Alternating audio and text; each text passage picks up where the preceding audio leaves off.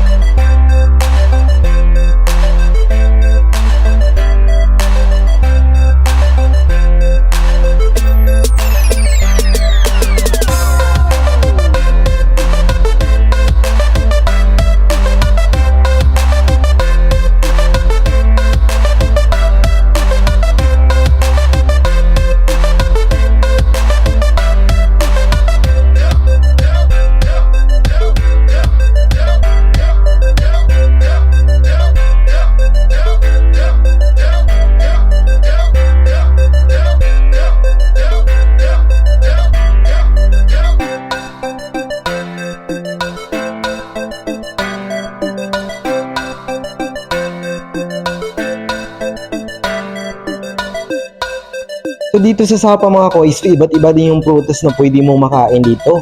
Meron papaya at meron ding guyaba, no? Or baba na itong tawag dito sa amin mga koys.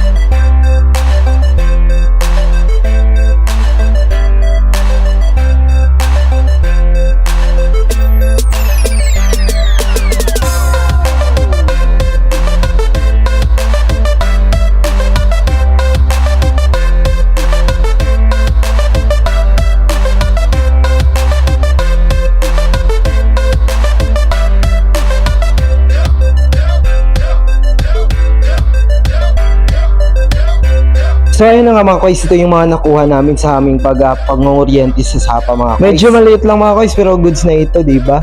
Kita-kits tayo ulit sa next adventure natin mga koys. Thank you for watching. Mwah mwah mwah.